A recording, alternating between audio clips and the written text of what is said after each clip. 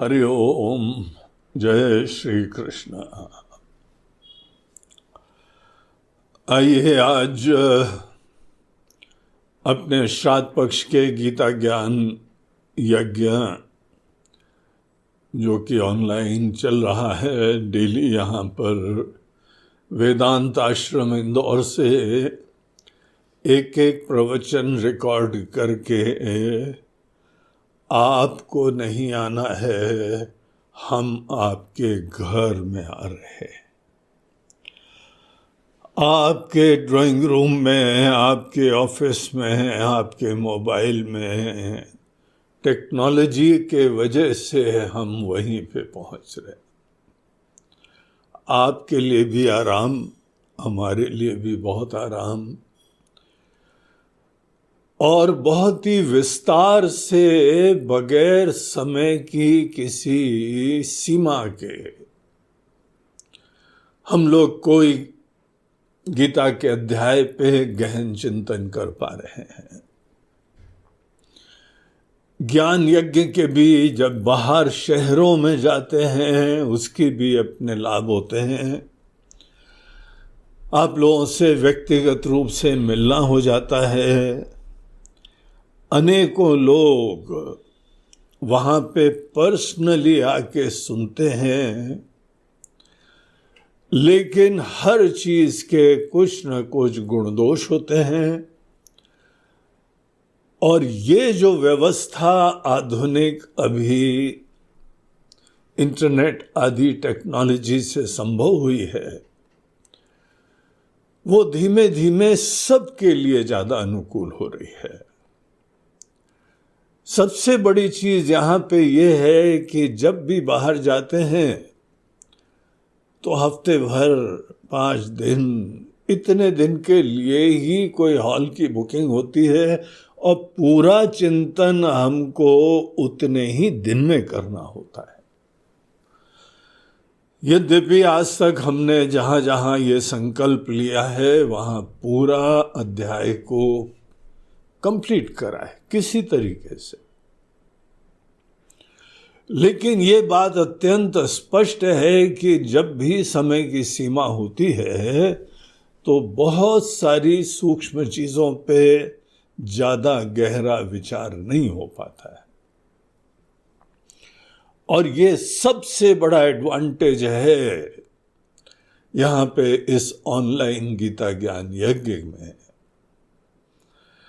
हमारे पास समय की सीमा नहीं है, यद्यपि हमने एक नाम के लिए सीमा रखी हुई है कि सर्वपितृमावस्या तक ये हम लोगों का अनुष्ठान चलेगा।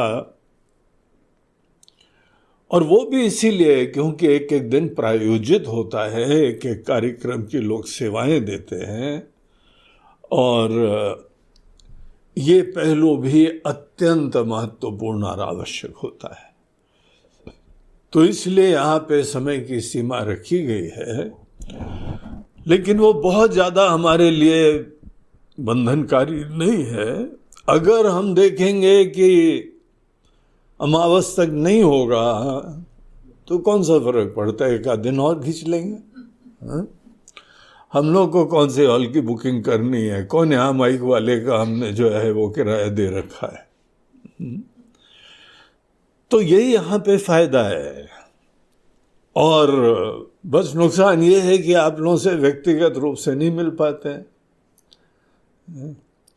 तो व्यक्तिगत रूप से मिलने का भी महत्व होता है, लेकिन उसके अंदर प्रॉब्लम्स भी होते हैं। जो सही में बहुत इंटरेस्टेड होगा व्यक्तिगत दर्शन करना है तो पधारो हमारे देश, आपको कोई रोका थोड़ी। आप आश्रम आइए, आश्रम आइए, यहाँ रहिए, इस वातावरण में अध्ययन करिए, ध्यान करिए, चिंतन करिए, ज्ञान प्राप्त करिए। जिसके अंदर बहुत तीव्र इच्छा होगी वो उसके लिए कोई दिक्कत नहीं होगी। एनीवे, ये हम लोगों का ऑनलाइन गीता ज्ञान यज्ञ का आज जो है 22वां दिन चल रहा है। और जो ये श्राद्ध पक्ष चल रहा है, श्राद्ध पक्ष की आज द्वादशी है।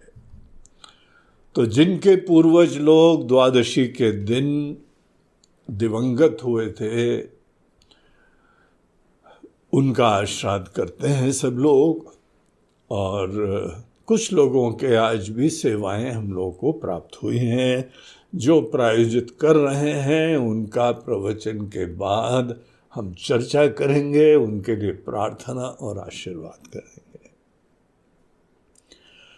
तो आइए अब हम लोग जो हैं अपने इस गीता ज्ञान यज्ञ में 18वें अध्याय के ऊपर वही चिंतन की श्रृंखला जो हम लोगों ने पिछली बार सूत्र छोड़ा था, उससे आगे बढ़ते हैं।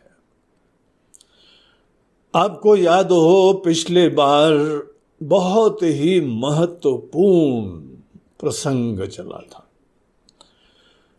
और वो प्रसंग था आत्मा के ज्ञान का। जब व्यक्ति त्याग के द्वारा पहले संन्यस्त होने की पात्रता उत्पन्न करता है, और यहां पे भगवान ने इसी चीज को जोर दे के बताया है, जीवन में लक्ष्य रखना चाहिए संन्यास का।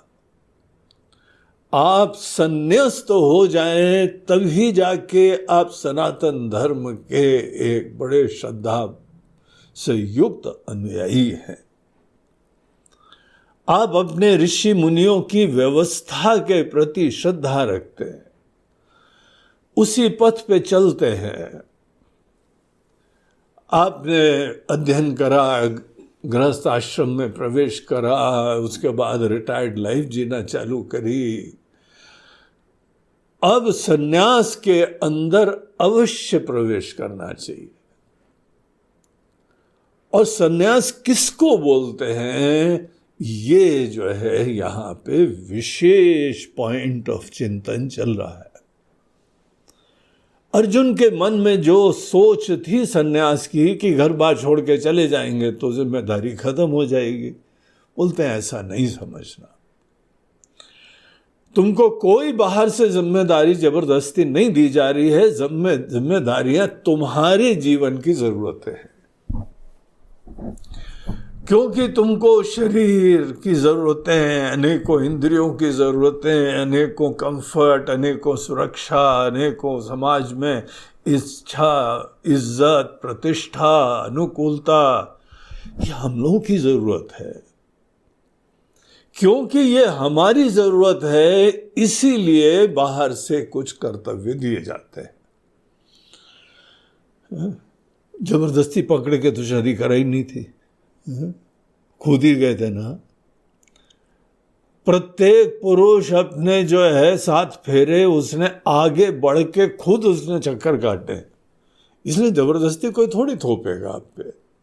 आपकी प्रेरणा थी ना, इच्छा थी, जरूरत थी, आपकी थी, कुल की थी, समाज की थी, देश की थी, दुनिया की थी। अब ये सब जरूरतें जब जीवन में खत्म हो जाती हैं और आदमी के मन के अंदर अब इस सुंदर, दिव्य, अद्भुत दुनिया, इस दुनिया से हमको कोई अपेक्षाएं नहीं रह गई। अब निराश नहीं हो गए। ऐसा नहीं बोल रहा तुमसे कोई आशा नहीं है, मतलब दूसरे से आशा है क्या? यहां पे जब हमारे मन के अंदर बाहर की कोई भी दुनिया, इहलोक हो या परलोक हो, एक व्यक्ति हो या दूसरा व्यक्ति हो, एक स्थान हो या दूसरा स्थान हो, आश्रम भी जितने इसी दुनिया के पार्ट हैं, अनेकों देवी देवता लोग भी दुनिया के पार्ट हैं। अब वहां जाएंगे, पूजा करेंगे। अरे पूजा तो यहीं भी कर सकते हो, पूजा करने के लिए जंगल में थोड़ी जाते हैं। तो वहां पे सब चीजें, पहली बात तो आदमी फ्री हो जाए, बहुत ही अच्छी परिभाषा है, सदैव ध्यान रखिए। काम्यानाम कर्मणाम न्यासम संन्यासम कवयो विदुः। सभी काम में कर्म, सभी कामनाएं, स्वकेंद्रित कामनाएं आपके वैभव, उत्कर्ष और अनेकों प्रकार की खुशियों के लिए आपके मन में कामनाएं जो कि बाहर से आपको चाहिए। सन्यास में ये जब खत्म हो जाती हैं तभी हम आगे प्रवेश करते हैं। ये शास्त्रोक्त सिद्धांत है, ये भगवान के वचन है, ये हमारी भगवत गीता बोल रही है। और यही चीज शंकराचार्य जी जैसे महान आचार्य लोग भी यही सतत बताते हैं, उपनिषद बताते हैं। तो ये वेदोक्त सिद्धांत है, उपनिषद प्रतिपादित सिद्धांत है, उसी को यहां गीता हम लोगों को हमारे धरातल पे आके वो बता रही है। और इसीलिए सन्यास बता रही है, बोलते हैं अगर आप संन्यास्त हो जाएंगे तभी आत्मा का ज्ञान प्राप्त करेंगे। ये कनेक्शन समझ जाना चाहिए बस। आत्मज्ञान आप ऐसे कलुषित मन से, जिसके अंदर 50 अभिवासनाएं, इच्छाएं, प्रेरणाएं बनी हुई हैं, अटैचमेंट्स बने हुए हैं, रिश्ते नातों की चिंता बनी हुई है। हम चले जाएंगे तो हमारे बीबी बच्चों का क्या होगा, बनी हुई है ना चिंता। अगर ऐसी कोई भी चिंता आपके अंदर बनी हुई है तो you are not yet ready. अनेकों लोग यहां आश्रम में आते हैं, गुरुजी हमारे लड़के का जन्मदिन है, उसको भी आशीर्वाद दे दो। आप यहां पे आत्मा का ज्ञान प्राप्त करने आए हैं और अभी भी रिश्ते नातों का तकाजा है आपके मन में। आप अनेकों लोगों को अभी पृथक स्वतंत्र समझते हैं और ऐसे संकुचिता में रह के आत्मज्ञान प्राप्त करेंगे। आप चिंता मत करो, हमारी डेली प्रार्थना सबके हित के लिए होती है। अलग से क्यों बोलते हो कि आगे उसके लिए भी आशीर्वाद दे दो? आपके बगैर बोले देते हैं, आपके बगैर बोले भगवान आपको आशीर्वाद देते हैं। भगवान सबको सांसें दे रहे हैं, जी रहे हैं ना सब लोग। आपको ये नहीं दिखता है क्या? हमारे शरीर के अंदर हृदय धड़क रहा है, सांसें चल रही हैं, रक्त का संचार हो रहा है, पूरा हम कर्म कर पा रहे हैं। ये सब चीजें ही ईश्वर की कृपा है। तो भी किसी को दिखता नहीं है ये सब, बोलता है कृपा करो। क्या कृपा करो? बगैर मेहनत के आपको कोई फल चाहिए, उसकी कृपा करो। या आप ये सोचते हैं कि हमारे आशीर्वाद से उसका जीवन निर्विघ्न चलेगा? ऐसा अभिमान हम लोग भी नहीं रखते, भगवान भी नहीं रखते। भगवान कहते हैं कि तुमको कर्म करना है, धर्माचरण करना है, उससे तुम्हारा जीवन अच्छा चलेगा। और ये सब तुमको उपदेश दे पाए हैं, ये गुरु की, भगवान की कृपा है। इसीलिए फ्री होना आना चाहिए। एक घर के रिश्ते नातों के साथ आसक्ति की वजह से आप आत्मज्ञान नहीं प्राप्त कर पाओगे। सदैव इनको भी दे दो, उनको भी दे दो, इनको भी दो, आपको मिल गया क्या? आसक्ति के कारण इधर दे दो, उधर दे दो, वो चिंताएं होती हैं। आत्म का ज्ञान प्राप्त करना ये बहुत महत्वपूर्ण होता है, जीवन का अल्टीमेट गोल होता है, मनुष्य जीवन धारण करने का प्रयोजन होता है, परमात्मा के साक्षात्कार का पर्याय होता है। इसीलिए इसमें बहुत सीरियसनेस होनी चाहिए। और ऐसे कलुषित मन, आसक्त मन, अनेकों जगह विघटित मन, उनसे कभी आत्मा का ज्ञान प्राप्त नहीं होगा। देखिए यहां पे थोड़ा हम लोग विचार करें। आत्मा का ज्ञान प्राप्त करना है ना। आत्मा किसको बोलते हैं? मैं को, हमको। आपको पता है ना, आप हैं, आपका अस्तित्व है, आप प्रकट हुए हैं, और ये चेतना का एहसास है, आप जीवित हैं, हम हैं, यही आत्मा है। और इसका हर व्यक्ति को ज्ञान होता है। सोचो जरा, थोड़ा सूक्ष्म पॉइंट हम बताने जा रहे हैं। आत्मा का ज्ञान ऐसा कोई भी नहीं होता है जिसको नहीं होता है। पहले हम होते हैं, उसके बाद हमारा जीवन होता है, हमारी इच्छाएं होती हैं, हमारे कर्म होते हैं, हमारी प्रेरणाएं होती हैं, हमारे रिश्ते नाते होते हैं, हमारा घर-बार होता है, हमारी नाम प्रतिष्ठा होती। किसके? हमारा। तो हमारा तो होना आवश्यक है ना। यही नहीं है कि हमारा होना आवश्यक है, हम लोग इस मैं को जानते हैं, हम हैं, यही आत्मा है। अब यहां पे अगर आत्मा को सब लोग जानते हैं महाराज जी, तो फिर आत्मा का ज्ञान की प्राप्ति का प्रयोजन क्या है? हाँ, ये अच्छा प्रश्न है। आत्मा का ज्ञान हमको जैसा हो रहा है ना, हम लोग संकुचित हैं, छोटे हैं, अल्प हैं, नश्वर हैं, परिच्छिन्न हैं, एक ही देश, एक ही काल, एक ही शरीर में ही मात्र विराजमान है। ऐसा ही हो रहा है ना। ये जो है आत्मा का संकुचित ज्ञान है, ये भी आत्मा का ज्ञान है। लेकिन आत्मा का ये कहिए कि पार्शियल ज्ञान है, फ्रैगमेंटेड नॉलेज है, खंडित परिचय है।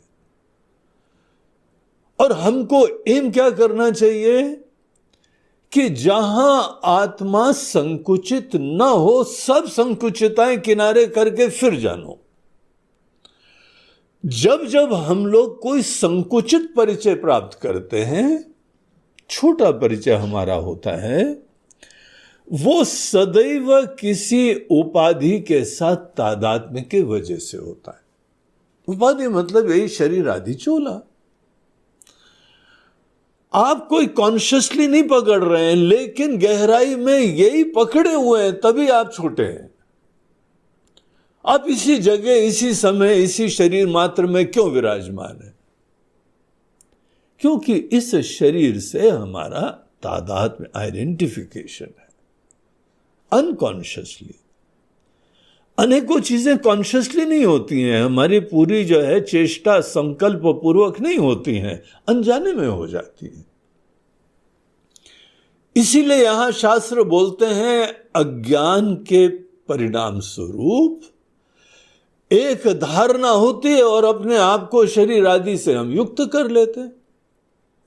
और जहां अपने आप को किसी उपाधि, इसको उपाधि बोलते हैं, लिमिटिंग एडजंक्ट, लिमिटिंग फैक्टर, जो संकुचित करने का फैक्टर होता है, उसको ही उपाधि बोलते हैं। जो जो आपको छोटा करे वो आपकी उपाधि, जो जो आपको परिभाषित करे वो आपकी उपाधि। आपका नाम, आपका पद, आपकी उम्र, आपकी कुर्सी, ये सब आपको परिभाषित कर देते हैं। यू कैन बी डिफाइंड, क्योंकि यहां पे कोई संकुचितता है, तब जाके हमारा संकुचित परिचय होता है। तो आज हम अपना संकुचित परिचय रखे हुए हैं, और आत्म के ज्ञान के नाम से हमको क्या प्राप्त करना है? ये चोला धारण करा हुआ नहीं, समस्त चोलों से रहित जो चोला धारण कर रहा है उसका परिचय। इस समय आप जो है मनुष्य हैं, एक व्यक्ति हैं, एक प्राणी हैं, आपने प्राण धारण करा, आपने मनुष्य शरीर धारण करा, तब आप मनुष्य हो गए। तो यहां पे ये विचार करिए कि जब हम मनुष्य शरीर धारण कर लेते हैं तो नेचुरली हमारी सीमाएं हो गई, जहां तक शरीर है वहां तक हम हैं, क्योंकि हमने तादाद में कर लिया। शरीर धारण करने से पहले आप क्या थे? किसने शरीर धारण करा है? अगर ये बात जान जाए तो आप अपना वो परिचय प्राप्त कर लेते हैं जिसमें संकुचितता नहीं है। संकुचितता से रहित अपना परिचय ही अपना वास्तविक परिचय है। उसके बाद आप कोई भी चोले धारण कर लें। भगवान बोलते हैं, अर्जुन हमने भी बहुत बार चोले धारण करे हैं, तुमने भी बहुत बार चोले धारण करे। बहुनि में व्यतीतानि जन्मानि तव चार्जुन तान्यहम वेद सर्वाणि न त्वं वेत्थ परन्तप। चोले धारण करना इशू नहीं अर्जुन। तान्यहम वेद सर्वाणि, हम सब जानते हैं। चोले धारण करने से पूर्व हम क्या थे ये हम जानते हैं। चोले धारण करने के बाद भी हमारी वास्तविकता की विस्मृति नहीं होती है। Arjun, that is the goal. तो देखिए ये पॉइंट आप समझ रहे हैं ना। संकुचितता के अंदर अपने आप की जो पहचान है वो हमारे लिए संसरण का हेतु है। एंडलेस सीकिंग होगी उसके वजह से। ये खुद आप रियलाइज करो। अगर आप संकुचित होंगे, दुनिया भर का ऐश्वर्य, नाम, शोहरत, धन, संपत्ति, रिश्ते, नाते आपको पूर्ण नहीं कर सकते हैं। दूसरे के जीवन से ये सीख लो, लॉजिकली सीखो, युक्ति संगतता से ये रियलाइज करो। और दूसरे लोग हैं ना, उनके जीवन से सीख लो। किसी क्षेत्र में आपको लगे कि ये धन की प्राप्ति इतनी हो जाएगी तब बहुत अच्छा हो जाएगा। देखो ना, ऐसे लोग हैं यहां दुनिया में, हो गया उनको, उम्मीद से कहीं ज्यादा हो गया। हिंदुस्तानी लोग भी हैं, विदेशी लोग भी हैं। पर कैपिटा इनकम उनकी प्रत्येक क्षण लाखों डॉलर्स में आ रही है। प्रत्येक क्षण इतना लोगों के पास धन हो गया है। चलो ठीक है, हो गया ना, आप वैसे ही बनना चाहते हो। आप ये भी सोचो कि उन लोगों के अंदर इतने से क्या विश्राम हो गया, तृप्ति हो गई, पूर्णता हो गई। इस चीज को खुद देखो और प्रामाणिक रूप से देखो, फिर उसके बाद जो चाहो करना हो करो। जो व्यक्ति संकुचित होकर प्रवृत्ति करता है वो कभी पूर्णता की प्राप्ति नहीं करता है। उसको हम लोग संसारी कहते हैं। सम्यक शरणम, बहुत अच्छी तरीके से वो ट्रिप के ऊपर लगा हुआ है, एंडलेस ट्रिप। ऐसा व्यक्ति जिसकी गाड़ी चल रही है लेकिन दलदल में फंसी हुई, आगे बढ़ ही नहीं रही है। जहां आप बचपन में थे कुछ कमी है, कुछ चाहिए, आज इतनी सारी उपलब्धि के उपरांत भी कुछ कमी है और कुछ चाहिए, ये आज भी बना हुआ है। और ये यहां लखपति अरबपति लोगों के अंदर भी कुछ कमी है और कुछ चाहिए, ये आज भी बना हुआ है। इसको बोलते हैं संसरण नहीं खत्म होता है, सीकिंग नहीं खत्म होती है। यहां दुनिया में कर्म करने में कोई रगड़ा झगड़ा नहीं, कोई प्रॉब्लम नहीं। भगवान आते हैं, अवतार लेते हैं, हम लोग के बीच में हमारी तरह से जीते हैं। वो खुद दिखाते हैं यहां पे जीने वीने से कोई प्रॉब्लम नहीं है। राज्य की गद्दी पे बैठते हैं, उनके घर होता है, पत्नी होती है, उनका परिवार होता है, रिश्ते नाते होते हैं, माता पिता होते हैं, सब होते हैं, यही सब रिश्तों का निर्वहन यहां करते हैं, लेकिन व्यक्ति नहीं होते हैं। बस इतनी बात समझना है।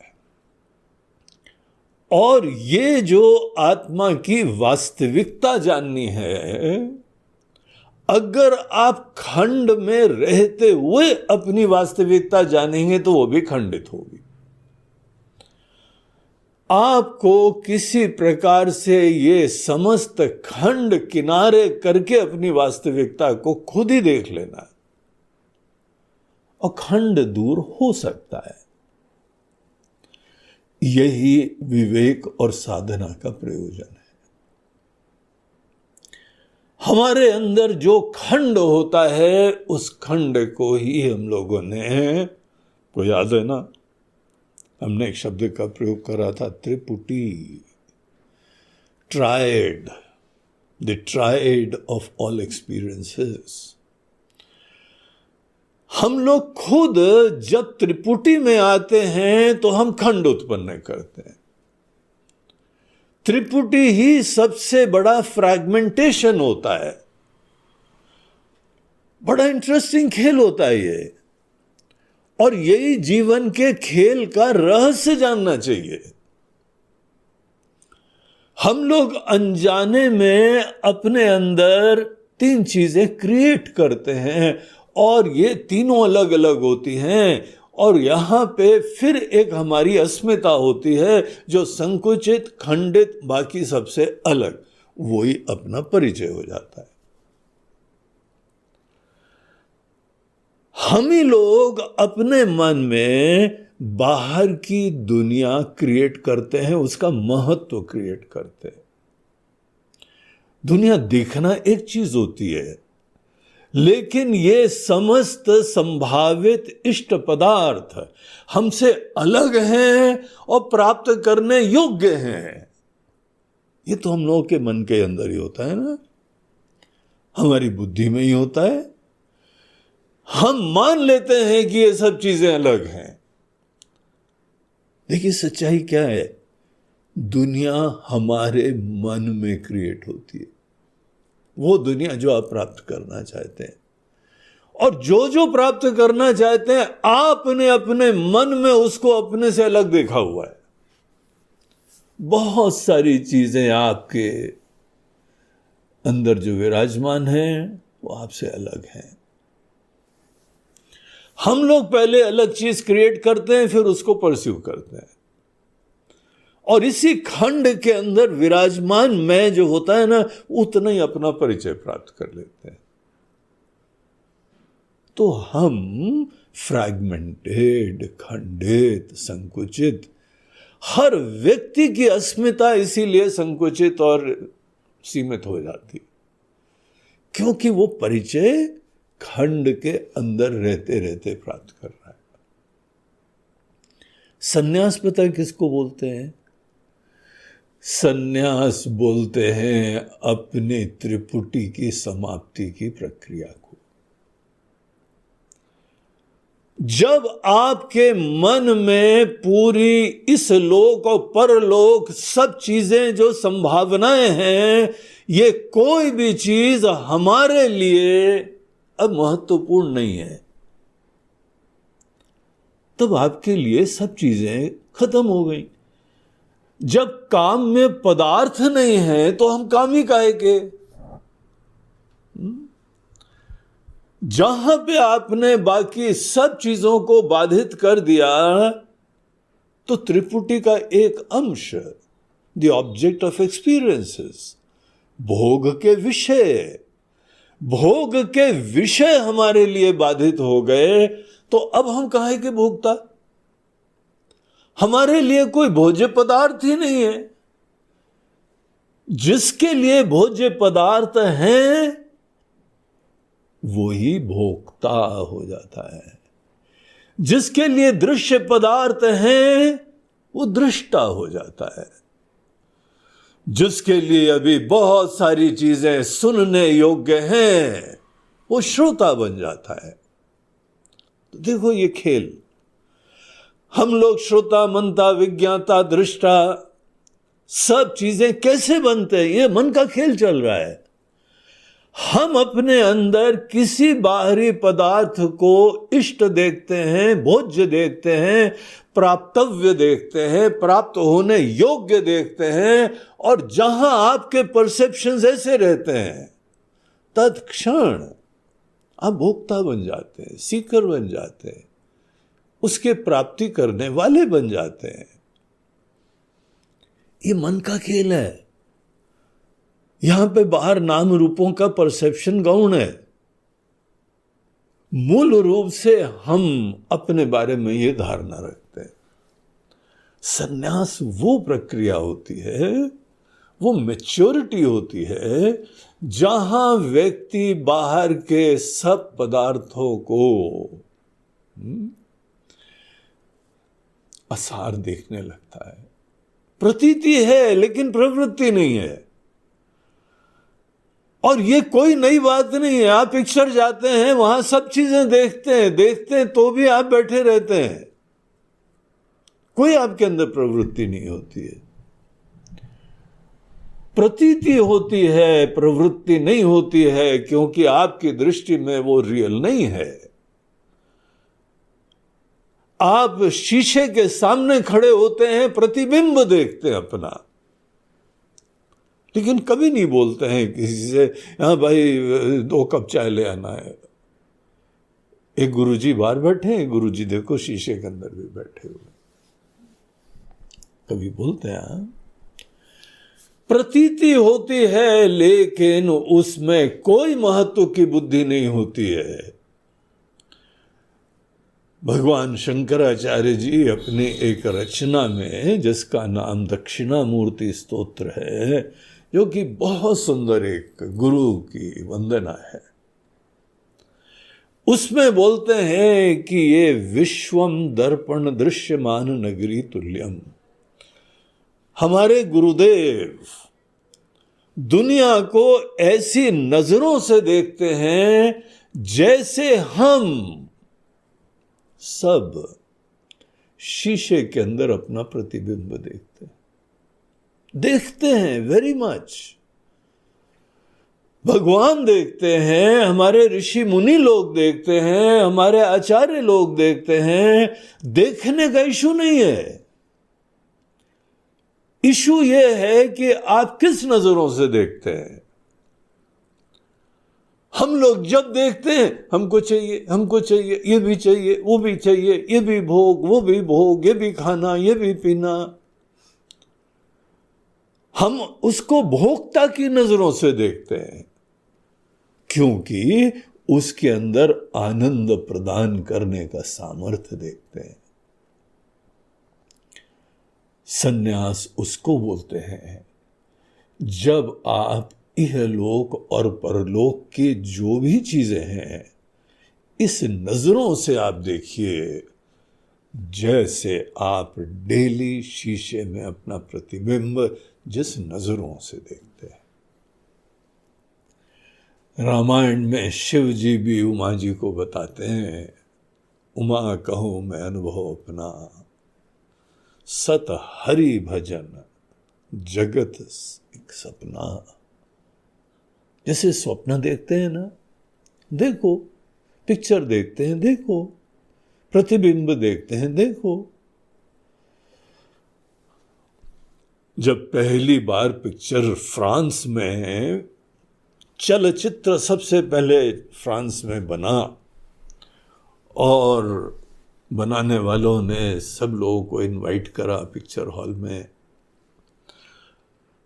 सब केवल स्टिल्स देखते थे, जहां पे लेंथ और ब्रेथ में फ्रीज हो गया एक मोमेंट। लेकिन पिक्चर के अंदर, उसी के अंदर एक डेप्थ का मूवमेंट होता है। 3D पिक्चर में यही होता है कि हमको डेप्थ दिखाई पड़ती है, मूवमेंट दिखाई पड़ता है। तो सब पिक्चर हॉल में बैठे थे, बोलते आज बड़ा बढ़िया नया कुछ अनुभव होने वाला है। और वहां पे आई एक ट्रेन, और ट्रेन सीधे ऊपर चलती चली आ रही थी। बोले यार ये क्या मारना चाहता है सबको, अनेकों लोग उठ के भागे सीट से। That was the first time मनुष्य ने पिक्चर मूवी देखी थी। कितना विचित्र अनुभव था। ये सब चीजें मूव हो रही हैं, चेंज हो रही हैं। हम एक बार जो है 3D मूवी देखने गए अहमदाबाद में, एक साइंस सिटी के अंदर 3D मूवी का हॉल था। हमारा जाना हुआ तो उन्होंने बताया, गुरुजी बड़ा इंटरेस्टिंग चीज़ है, जगत के रहस्य आपको और स्पष्ट होंगे, चलिए एक अच्छा अनुभव होगा, आपके लिए दृष्टांत हो जाएगा। तो that was real amazing experience. तो वहां पे कोई माइंस तोड़ रहा था, कोई खदानों को खोद रहा था, गेती लिए हुए पत्थर तोड़ रहा था। पहले तो पिक्चर दिखाई पड़ रही थी बड़ी डेप्थ वाली। फिर उसने एक पत्थर तोड़ा, पत्थर के टुकड़े इधर उधर निकले और सीधे एक पत्थर हमारे सिर पे आ रहा था। हम बड़े टाइम से हम अलर्टली बैठे हुए थे, नहीं तो सर्वर फूट जाता हमारा। एकदम झुक गए हम, तो सर के ऊपर से निकल गया। हमारे साथ कोई बैठा हुआ है कर रहा था। देखा गुरुजी, हमने बोला था ना कैसा बढ़िया अनुभव होगा, कोई ना कोई भी मोहित तो प्रभावित हो जाता है। लेकिन ये सोच के कि कुछ नहीं है, कोई पत्थर नहीं है, कोई व्यक्ति नहीं है, दिख रहा है। भगवान ने दुनिया जब बनाई, हम तो 2D 3D 4D 5D अभी तक बोलते हैं ना। सृष्टि के आदि में भगवान ने एक सीन बनाया हुआ है जो सब 3D सीन है। हमारा कनाडा जाना हुआ एक बार, कनाडा आजकल जहां लफड़ा चल रहा है सब, वही कनाडा। वहां पे जाना हुआ, वहां नाइग्रा फॉल्स हैं, बहुत बड़े, दुनिया के one of the biggest falls, और बहुत बढ़िया टूरिस्ट का जगह बना रखी है, पानी का झरना है। कुछ पोर्शन अमेरिका में है, कुछ पोर्शन कनाडा में है। बड़ी लाइटें वाइटें, बढ़िया रोड व्यवस्थाएं, वो सब बनी हुई थी। तो वहाँ पे एक म्यूजियम बना हुआ था जहाँ पे बताया है कि वो 5D बोल रहे, अब ये तो 2D 3D सुना था, ये 5D, उसमें क्या होता होगा। तो वो देखने गए, बाहर के दृश्य ऐसे समावेशी होते हैं, इन्वॉल्विंग होते हैं कि हम लोग बड़े भ्रमित हो जाते हैं, हम उस सीन के पार्ट हो जाते हैं। 3D मूवी में तो वहां पे हमारे ऊपर पत्थर आता है लेकिन हम कुछ नहीं कर पाते, तो टेक्नोलॉजी से हम भी उसके पार्ट बन जाते हैं। और यथार्थ में कुछ नहीं हो रहा है, कोई घटना नहीं घटित हो रही है। हम शब्द का अर्थ अप्रभावित है इन चीजों से, शरीर को भी कुछ नहीं हो रहा है तो भी दिख रहा है। यही बातें हम लोग के मनीषी लोग शास्त्र बता रहे हैं, तुमको बस ये समझना है। दृश्य पदार्थ जो भी चारों तरफ दिखाई पड़ते हैं वो केवल प्रतीति मात्र होते हैं, उनकी इंडिपेंडेंट पृथक एग्जिस्टेंस होती ही नहीं है। What a shocking realisation. हम जीवन भर इन्हीं चीजों में पागल की तरह घूम रहे थे, और यथार्थ ये है, रियलिटी ये है कि ये सब चीजें हैं ही नहीं। सन्यासी उसको बोलते हैं जिसको बाहर की चीजों के बारे में असारता का ज्ञान हो गया, इसलिए उसकी कामना नहीं कर रहा है। और जहां आप संन्यास्त माइंड, इस टाइप का सन्यासी, ये परिभाषा जो भगवान दे रहे हैं, काम्या नाम कर्म नाम न्यासम, कोई कामनाएं बाहर की नहीं करो, तो भी जगे रहो, तामसी नहीं हो जाओ, ढीले नहीं हो जाओ, बुद्धिमत्ता से। जहां आपके अंदर बाहर का यह एक कंपोनेंट, त्रिपुटी का एक महत्वपूर्ण कंपोनेंट, भोज्य पदार्थ, काम्य पदार्थ, सुख दुख देने वाली चीजें, समृद्धि, अनुभव, व्यक्ति, पद, प्रतिष्ठा, ये सब चीजें जहां आपके लिए नगण्य हो गया, मरीचिकावत, जैसे मिराज वाटर देखते हैं, पानी दिखता है लेकिन हम लोग प्रवृत्त नहीं होते। ये सब दृष्टांत हजारों साल पहले हम लोग के शास्त्रों में दिए हुए हैं। दुनिया को स्वप्न कह रहे हैं, दुनिया को मिथ्या कह रहे हैं, दुनिया को असार कह रहे हैं।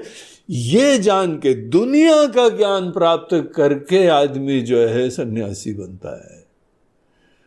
इसीलिए दुनिया में आंख नाक खोल के जीना चाहिए।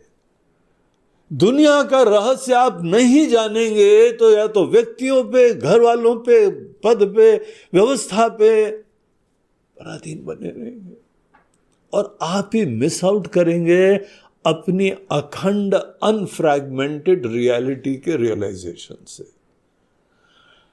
आप बाहर की चीजों से फ्री हो जाओ। किसी ने बनाई है, कोई चला रहा है और वो सब आपकी जरूरतें अपने आप पूरी करेंगे। खुद पराधीनता तो बंद करो। और केवल मन की बात है, टेम्परेरली नहीं, विवेक से टेम्परेरली मन को दबाया नहीं जाता है। आप किसी चीज को असार समझ के उसकी कामनाओं से सदैव के लिए मुक्त हो जाते हैं। जहां मन के अंदर भोज्य पदार्थों को आपने किनारे कर दिया, वहां पे हम एक भोक्ता नहीं रहते हैं, इंजॉयर नहीं रहते हैं, दृष्टा श्रोता नहीं रहते हैं, और इन इफेक्ट हमारे अंदर त्रिपुटी शांत हो जाती है। जहां त्रिपुटी शांत हुई वहां पे मैं तब भी स्फुरित होगा। आज त्रिपुटी के मध्य में भी मैं स्फुरित हो रहा है। हर व्यक्ति के हृदय में हम प्रकट होता रहता है। वो स्वप्रकाश है, स्वतः सिद्ध है। बस हम चोले के द्वारा अपने आप को जानते हैं, संकुचित अस्मिता से अपने आप को जानते हैं। इसीलिए ये सन्यास एक निषेध की प्रक्रिया होती है। सन्यास ही वास्तविक निगेशन होता है, निषेध होता है। नीति नीति बोल के थोड़ी देर किसी का दोष तार्किक रूप से देख के हमारे दिल से कहां जाता है? दिल में तो वही सब घुसा हुआ है। सपने उसी के आते हैं, प्रार्थना उसी की आती है, टेंशन उसी का होता है। जो जो चीजों हमारे दिल के अंदर महत्व की बैठी हुई हैं, वो सब चीजें अभी भी बनी हुई हैं। हम संन्यास्त नहीं हो पा रहे, और संन्यास्त नहीं हो पा रहे तो क्या होगा? अपनी संकुचित लिमिटेड आइडेंटिटी मात्र ही जानेंगे। और जहां अपने आप को संकुचित जाना, एंडलेस ट्रिप की संभावना, भूमिका बन गई। ये अध्यात्म के रहस्य ही इस पूरे उपदेशों के पीछे दर्शन की तरह विद्यमान है। अब क्योंकि आत्मज्ञान का टॉपिक है और संन्यास से जुड़ा हुआ है, इसीलिए हमने सोचा कि ये पॉइंट आपको बहुत ही अच्छी तरह क्लियर होना चाहिए। संन्यास में मात्र आपकी त्रिपुटी संकुचिताएं खत्म होती हैं। हम अपनी आज तक की आइडेंटिटी छोड़ देते हैं। हम न करता है, न भोगता है, न दृष्टा है, न श्रोता है, न मनता है। हृदय से रियलिटी में आप खुद पहले देखो, इसमें जगो। क्या हो चिंता मत करो। भ्रम छोड़ो, मोह छोड़ो, विपरीत ज्ञान छोड़ो।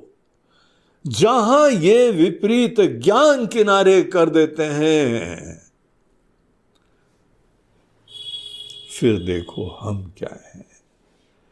उस समय भी मैं स्फुरित होता रहेगा, उस समय भी स्वतः प्रकाशित होता रहेगा। लेकिन जब उपाधियां लिमिटेड हैं ही नहीं, तो आइडेंटिटी में कोई लिमिटेशन इंपोज ही नहीं होती। लिमिटेड उपाधियों का निगेशन ही लिमिटलेस मैं को जानने का द्वार होता है। और उसके लिए बहुत मन में शुद्धि भी और प्रेम भी होना चाहिए।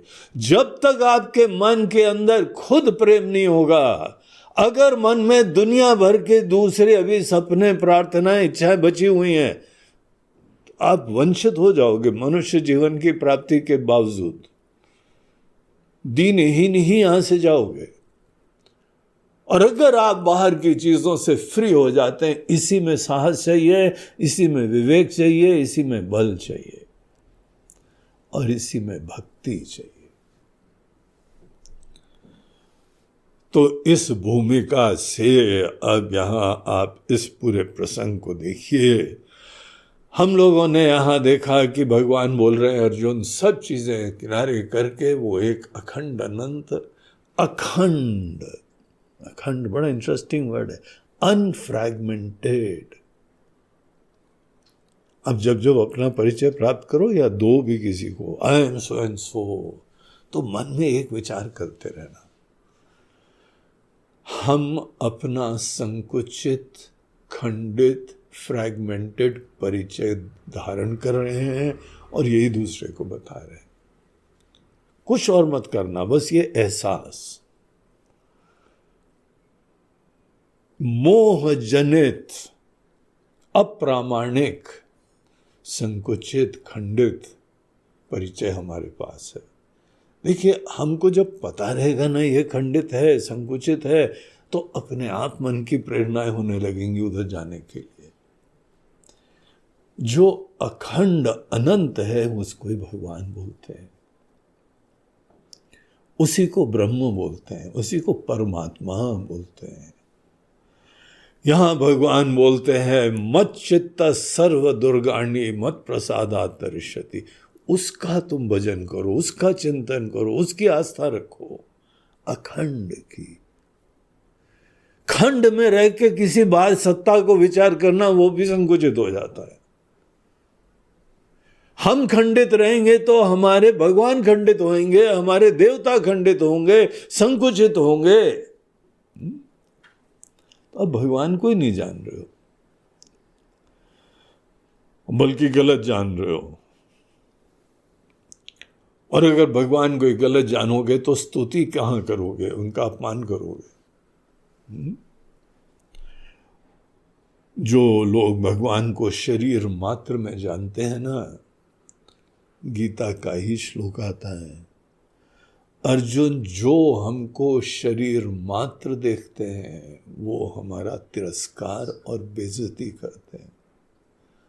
अवजानन्ति माम मूढ़ाः मानुषीम तनुमाश्रितम। हमको मानुषी शरीर धारक मात्र ही जो देखते हैं, अवजानन्ति, हमारा अपमान करते हैं, तिरस्कार करते हैं। परम भावम अजानन्तः मम भूत महेश्वरम। तो इसीलिए अपने भगवान को जानो, ऐसे भगवान की आस्था, विश्वास और उन्हीं का भजन, वो हमारे हृदय में रहे, वही हमारा सपना रहे। खंड से अखंड में जाने के लिए अपनी अनेकानेक खंडित उपाधियों से तादाद में ही छोड़ना होता है। तो ये चीज भगवान ने बोला, केवल अर्जुन उसी अखंड अनंत सत्ता का विश्वास करो और सदैव उसके लिए जीना चालू करो, उसी को चित्त में रखो। मत चित्तः,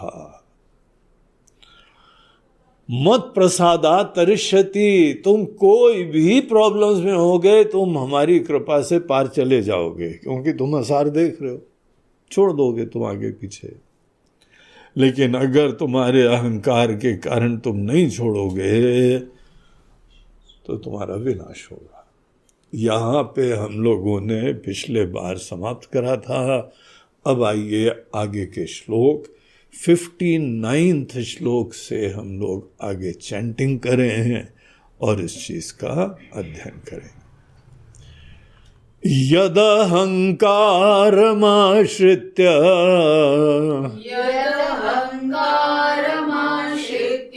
न योत्स्य इति मन्यसे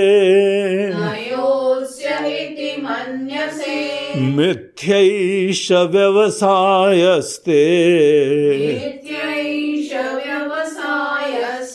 प्रकृतिस्त्वां नियोक्ष्यति स्वभावजेन कौन्तेय निबद्धस्वेन कर्मणा कर्तुं नेच्छसि यन्मोहात् करिष्यस्य वशोऽपि तत् ईश्वरः सर्वभूतानां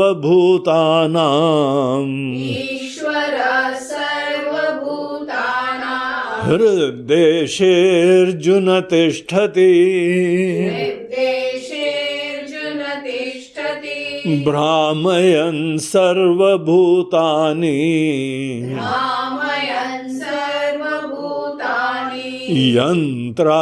यन्त्रारूढानि मायया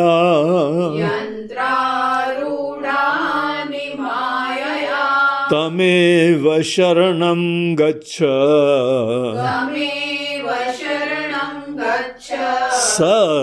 सर्वभावेन भारत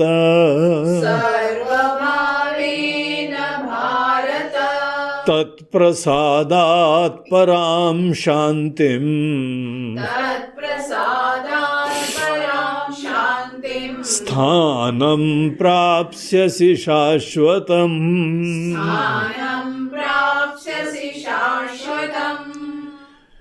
तो यहाँ भगवान अर्जुन को बोल रहे थे कि अर्जुन, अगर तुम अपने अहंकार के कारण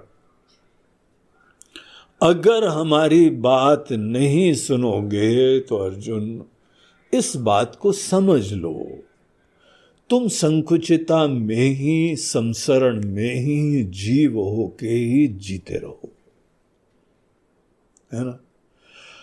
हम कोई आग्रह नहीं करते हैं, हम तुम्हारे ही शरणागति को मन में लाके, अर्जुन तुमने हमसे निवेदन करा था शिष्यस्ते हम शाधि माम तो हम प्रपन्नम, हम भगवान आपके शिष्य हैं, आपके चरणों में प्रपन्न हैं, समर्पित हैं।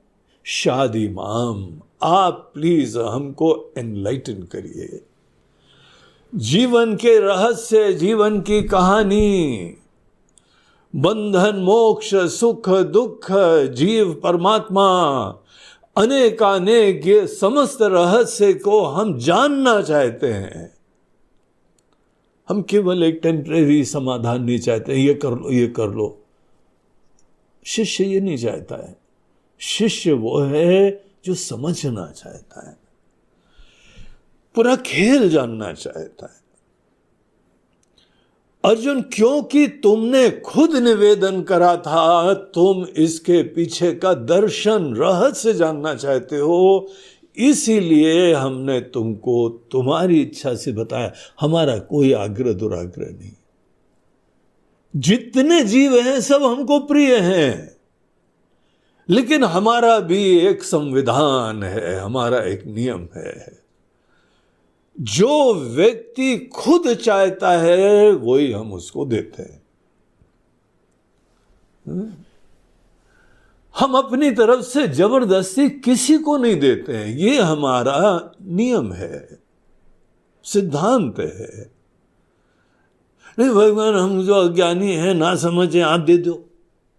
बोलते हैं कम से कम यही मांगो कि तुमको सच्चाई जाननी है, इतना तो बोल सकते हो ना। कम से कम इतना ही बोलो कि हम नहीं जानते हैं, जानना चाहते हैं, इतना तो बोलो ना दिल से, सतही फोकट का नहीं। अंदर वो सब तुम्हारे विचार और सपने, महत्व, चिंताएं बनी रहती हैं, हमारा क्या होगा, हमारा क्या होगा। अगर तुम्हारे मन के अंदर सही में जिज्ञासा है, पूरा विश्वास है, तो मात्र शिष्य को इतना ही बोलना पड़ता है, हे प्रभु हम नहीं जानते। आज तक भ्रम था कि हम बड़े समझदार हैं, अब हमको पता लगा कि नहीं है हम समझदार। हमको लगा था कि हम बुद्धिमान हैं, लेकिन अब हमको पता लगा कि हमारी बुद्धि बड़ी सतही है। हम जीवन की पहेली, जीवन की कहानी को नहीं जानते, कहां से आए हैं, कहां जा रहे हैं, क्यों आए हैं, दुनिया क्या है, कैसे बन गई है, हम कुछ नहीं जानते। हम नहीं जानते हैं, ये जो जान जाता है और असली ज्ञान की इच्छा करता, इच्छा मात्र, बस वही शिष्य हो जाता है। अर्जुन, क्योंकि तुमने निवेदन करा था, इसलिए हम तुमको ये सब रहस्य बता रहे हैं। और अगर तुम हमारे पूरे इस विस्तृत विवेचन के बावजूद नहीं मानोगे, तो हमको कोई इशू नहीं है। तुम्हारे ही अंदर कर्तापना, भोक्तापना अपना तांडव करता रहेगा। तुम्हारे अंदर कर्तापना है, हम ये करेंगे, मैंने ये करा है, मैंने वो करा, मैं ये करूंगा, मैं वो करूंगा, जो भी है ना, तुम्हारा अहंकार ही तो बोल रहा है ना। अगर अपने ही अहंकार के प्रति ज्यादा भरोसा देते हुए, रखते हुए, भगवान के वचन, शास्त्रों के वचन, गीता के वचन, वेदांत के वचन की उपेक्षा करोगे, बड़ा डिफिकल्ट है, हम नहीं कर पाएंगे, कुछ भी रीजन हो। बुद्धिमान आदमी को पता लगता है कि यह जानना जरूरी है, तो ज्ञान प्राप्त करता है, मेहनत करता है। आप बचपन से डॉक्टर, इंजीनियर होते हो क्या? मेहनत करके बने हो, क्योंकि आपके मन में यही धारणा थी कि यह ज्ञान से ही हमारा जीवन का कल्याण होएगा। निश्चय करा, मेहनत करी, कुछ भी अचीव कर लिया। आज हम लोगों का देश इतनी तेजी से बढ़ रहा है क्योंकि यहां पे कोई नेतृत्व है जो विश्वास करता है हम करेंगे और कर लेंगे, हम अवश्य उस प्रकार के उत्कृष्ट अवस्थाओं को, पद को प्राप्त करेंगे। जो भी जीवन में करा है, विश्वास होता है तभी तो करते हो। मेहनत तो हर चीज के लिए लगती है। तो यहां पे अर्जुन, तुमको अगर हमारी बातों पे विश्वास नहीं है, तो इसका मतलब हम समझ जाएंगे, हमको इशू नहीं है। तुम चाहोगे अंतहीन जन्म जन्मांतरों तक मांगी लाल बन के घूमते रहो, हमको क्या इशू है भाई। अर्जुन, अपने बाप का राज्य समझो, तुमको यही चलना है, तुमको सदैव अपेक्षा से जीना है, सदैव मांगते रहना है, तो जी लो। जब तुमको रियलाइजेशन होगा तब जग जाना।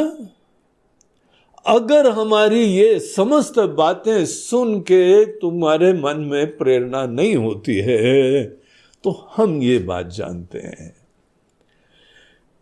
तुम्हारा लिमिटेड आइडेंटिटी बनी रहेगी। लिमिटेड संकुचित अस्मिता के उपरांत तुम्हारी तलाश, संसरण, सीकिंग, पराधीनता, अपेक्षाएं सब बनी रहेंगी। और इस प्रकार के जीवन के पीड़ाएं तुम्हारी नियति होगी। और भयंकर पीड़ाएं होती हैं। ये खुद ही याद करो, पराधीनता की कितनी पीड़ाएं होती हैं, अपेक्षाओं के कितने दर्द होते हैं। यहां लोग शायर बन जाते हैं, शायरी लिख लेते हैं, लेकिन छोड़ते नहीं तो भी। अरे इतने ज्यादा लिखने की क्या जरूरत है, छोड़ दो ना, खत्म हो गया। लेकिन छोड़े उड़ेंगे नहीं, शायर बन के और अपना दर्द, और दर्द वालों के बीच में फिर वाहवाही होती है उनकी। तो अर्जुन, अगर आदमी चाहे तो कभी भी छोड़ सकता है, नहीं चाहे तो option is yours, freedom is yours. हमको कुछ लेना देना नहीं है। तुमने रिक्वेस्ट करी इसीलिए हम बता रहे हैं। तुम ही सिंसियर नहीं हो, तुम ही अपने मन के अंदर उसी चीज में ज्यादा मोहित हो, तो तुमको कीमत चुकानी पड़ेगी। इसको बोलते हैं विनंक्षसी, तुम विनाश को प्राप्त होगे। और एक और चीज तुमको बता दे, यद अहंकारम आश्रित्य, अगर इस समय तुम्हारे अंदर जो मोह जनित अहंकार है, जैसे तुम कर रहे थे, तुम्हारा ये कर्तापना अपनी छोटी अकल, संकुचित समझ से, भावुकताओं से युक्त होके, नहीं हम तो जो है वो भीष्म पितामह जी बड़े परम आदरणीय हैं, और हमारे गुरु जी बहुत ही जो है महान हैं, हम तो कृतज्ञता से युक्त हैं। तुम व्यक्ति हो के ही अनेकों व्यक्तियों को अपने से पृथक देखते रहोगे, तुम व्यक्ति होना बंद नहीं करोगे। ये जो बातें बता रहे हैं, व्यक्ति होना बंद करना होता है, व्यक्तित्व को बाधित करना होता है, मन की उपज देखना होता है, और तुम व्यक्तित्व को बाधित नहीं कर रहे हो, और व्यक्ति की भावनाओं से प्रभावित हो रहे हो। और व्यक्ति की ही अपनी भावुकता के कारण हम इनसे नहीं लड़ेंगे, इनसे लड़ेंगे, उनसे नहीं करेंगे, ये तुम्हारे मन के अंदर धारणाएं हो रही हैं। अगर तुम अपने अंदर इसी अहंकार के वजह से, जिसने तुमको नहीं लड़ने की प्रेरणा दी थी, वही अहंकार है, हम करेंगे, हम नहीं करेंगे, ये तुम्हारे अंदर अहंकार बोल रहा है। किसको अहंकार बोलते हैं समझना चाहिए। अगर इस अहंकार के आश्रय लेके ही तुम जीवन के गाड़ी का संचालन करोगे अर्जुन, तुमको लगता है तुम नहीं लड़ोगे? यद अहंकारम आश्रित्य न योत्स्य इति मन्य से, हम नहीं लड़ेंगे। अर्जुन, मिथ्या एष व्यवसायस्ते, ये सब झूठ है, तुम्हारा निश्चय झूठा है अर्जुन, तुम फिर भी लड़ोगे। निश्चय के बावजूद तुम इन लोगों से तो भी दुखी होते रहोगे, इनको दूर करने की तो भी कोशिश करोगे, प्रार्थनाएं करोगे, क्योंकि कर्म से तो पलायन कर रहे हो, कर्म तो करोगे नहीं, लेकिन भावनाएं बनी रहेंगी, प्रेरणाएं बनी रहेंगी। जंगल में जाके कोई विशेष यज्ञ करोगे, कोई विशेष इनके लिए जप करोगे, जहां ऑब्जेक्टिव ये होगा कि बगैर मेहनत करे कोई ना कोई अनुष्ठान से, जादू टोने से हम परिस्थिति का परिवर्तन कर लेंगे। अर्जुन, तुम्हारी लड़ाई चालू रहेगी। ये तुम्हारा निश्चय इस अहंकार के ऊपर आश्रित होकर तुम जब निश्चय करोगे, अर्जुन बेसिक प्रकृति एक है, तुम्हारा अहंकार उस चीज को नहीं समझे, you are programmed that way. तुम क्षत्रिय हो, तुम्हारे खून में, जैसे कहावत होती है ना, it's in their blood,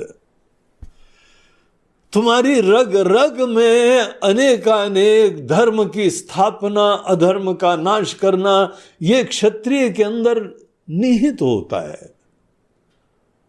Arjun, तुम्हारी ये प्रकृति है, अहंकार केवल अपनी कन्वीनियंसेस देखते हुए कुछ करना कुछ नहीं करना, कुछ भावुकता देखते हुए कुछ करना कुछ नहीं करना, देखो अहंकार का खेल। तो यहां भगवान दो चीज बता रहे हैं, एक अहंकार और एक प्रकृति।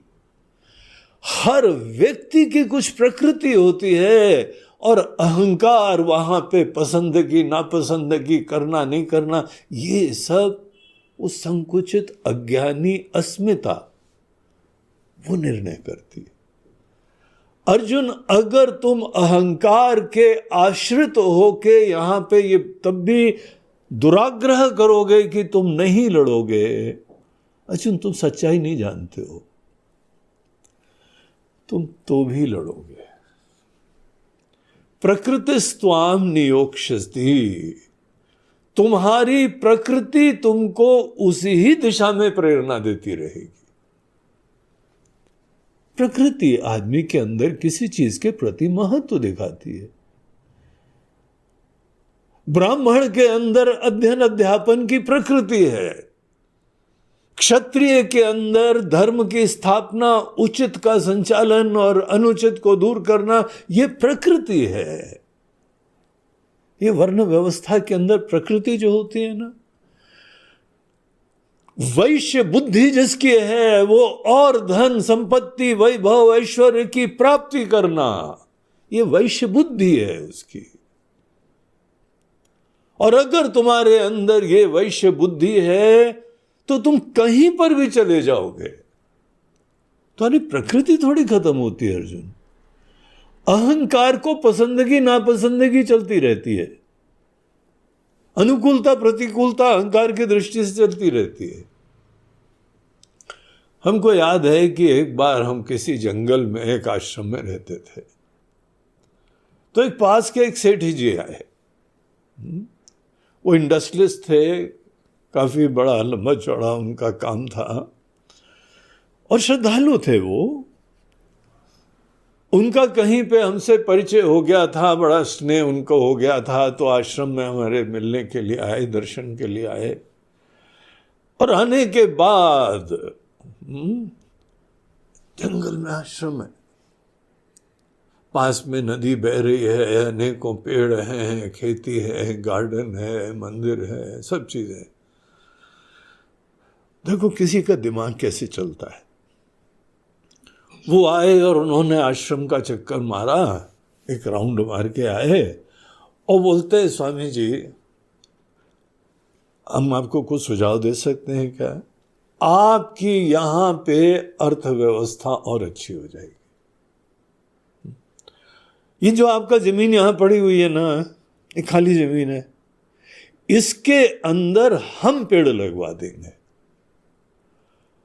और वो पेड़ से यहां पे हम वो एग्रीमेंट किसी से करवा देंगे कि वो आके इसका फल ले लेगा, इसकी देखभाल करेगा। और कुछ पेड़ वहां पे लकड़ी काटने वाले लगवाएंगे, जिससे आपके वहां हरियाली भी हो जाएगी, फल फूल हो जाएंगे और आपकी अर्थव्यवस्था अच्छी हो जाएगी। और इतना कंप्यूटर की तरीके से दिमाग था उनका। उन्होंने 5 ईयर प्लान का प्रोजेक्शंस हमको प्रस्तुत कर दिए। बोला आप ऐसा करेंगे, ये इसमें इन्वेस्टमेंट इतना होगा और इतना रिटर्न होगा, इतनी देखभाल होगी, और आपको पता है 5 साल में, 3 साल से चालू हो जाएगा वैसे, लेकिन 5 साल में आपकी प्रॉफिटेबिलिटी यहाँ पे इतनी बढ़िया हो जाएगी कि आपके आश्रम का काम चल जाएगा।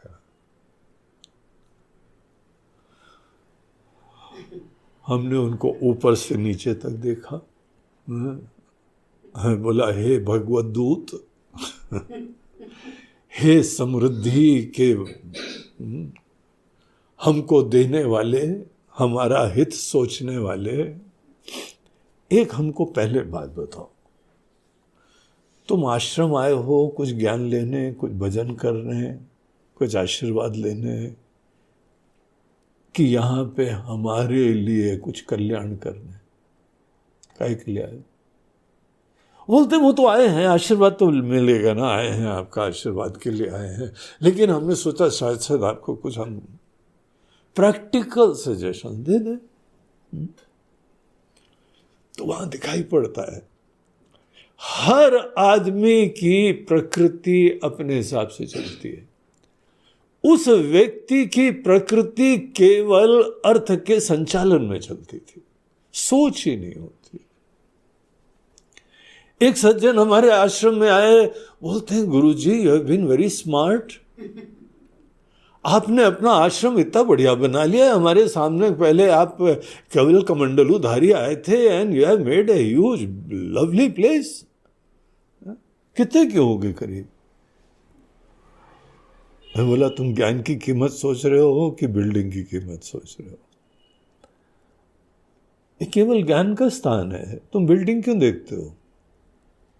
तुम ये समृद्धि क्यों देखते हो? ये तो कुत्ता भी कहीं बैठता है अपनी पूंछ हिला के साफ सुथरा करके बैठता है। हमने भी थोड़ी जगह साफ सुथरी कर ली और बैठे हुए हैं, ये थोड़ी हमारा लक्ष्य है। लेकिन उसकी प्रकृति का परिचय मिलता है। कोई लोग आते हैं बोलते हैं वाह हर जगह ध्यान और चिंतन का स्थान बना हुआ है, उनको ये दिखाई पड़ता है। महाराज जी फर्स्ट फ्लोर पे चले जाएं, सेकंड फ्लोर पे चले जाएं, छत पे चले जाएं, हर जगह आपने बैठने के चिंतन के लिए एकांत में बैठने की व्यवस्था बना रखी है, उनको ये दिखाई पड़ता है। कोई आते हैं शिव जी के भक्त, बोलते हैं वाह महाराज जी नीचे शिव जी, ऊपर शिव जी, बीच में शिव जी, तो शिवमय आपका आश्रम है। मैं बोला और क्या दिखा तुमको? इतना देखा, इसके अलावा कुछ और भी देखना है। हर व्यक्ति की अपनी सोच होती है, उसके महत्व की बुद्धि होती है, उसी प्रकार से वो देखता है। किसी को कहीं पे साथ चाहिए हो तो सबका साथ देखता रहता है, ये ज्यादा साथ है, ये हमारा साथ है, ये उसका साथ है, उसकी प्रकृति है। हमने ये करा, हमने वो करा, जिसके मन में ये सोच होती है हर जगह वही चीज सामने अभिव्यक्त हो जाती है। अर्जुन अहंकार अपनी प्रकृति को अनुकूलता से जीने के लिए सहायक भी हो सकता है और बाधक भी हो सकता है।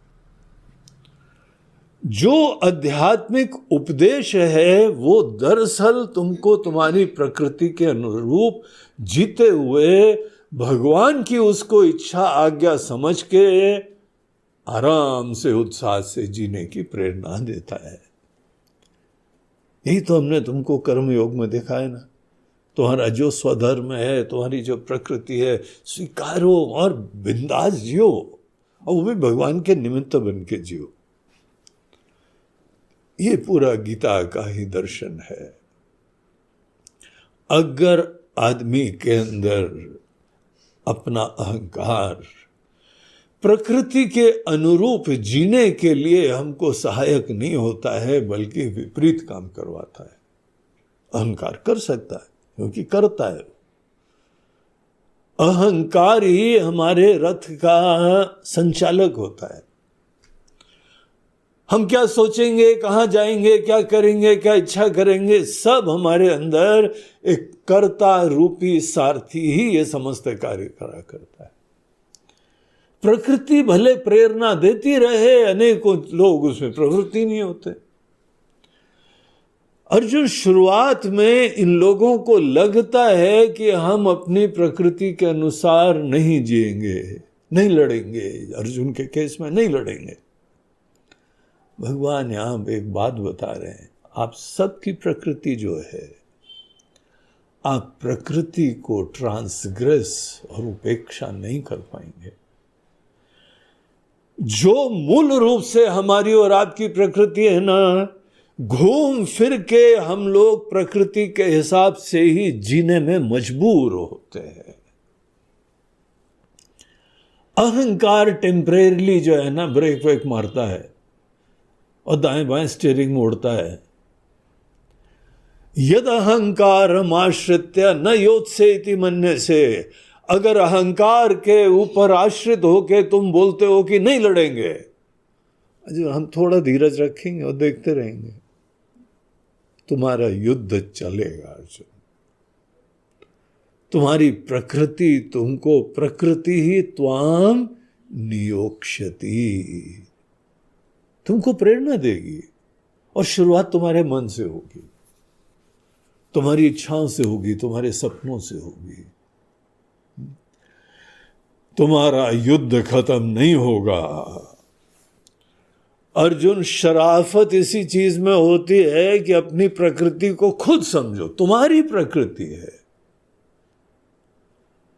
और गरिमा महिमा से उसके हिसाब से जीना चालू करो। और प्रकृति ईश्वर की इच्छा के अनुरूप हमको जो है जीने की प्रेरणा दे। प्रकृति तो स्क्रिप्ट है हमारी, और डायरेक्टर प्रोड्यूसर हमारी ईश्वर है। हम अपनी प्रकृति से ईश्वर की सेवा के लिए समर्पित हों। अहंकार ये सब कहानी नहीं जानता है, इसीलिए अनेकों चीजें पसंदगी नापसंदगी राग द्वेष लाके वहां पे कई बार काम नहीं करने की संभावना रखता है। तो अर्जुन, स्वभावजेन कौन्तेय निबद्धस्वेन कर्मणा, अर्जुन अपने ही मूल, एक तरफ से प्रकृति है और दूसरी तरफ से तुम्हारे अहंकार की यहाँ पे प्रेरणाएं हैं। लगाम उसी के हाथ में, रथ की लगाम कर्ता के हाथ में होती है। प्रकृति प्रेरणा देती है, प्रकृति दिशा देती है। अगर हमारे अंदर कर्ता प्रकृति को न समझते हुए उससे विपरीत जाता है, तो उसको बड़ा संघर्ष होगा, बड़ा दबाव होगा, और तो भी घूम फिर के उस प्रकृति की दिशा में ही प्रवृत्तियां होंगी। इसीलिए रिटायर्ड लोग जीवन भर अगर लड़ाई करें ना, रिटायरमेंट के बाद भी अनेकों टीवी कमेंटेटर्स बन के वहां पर भी लड़ाई झगड़ा करते रहते हैं।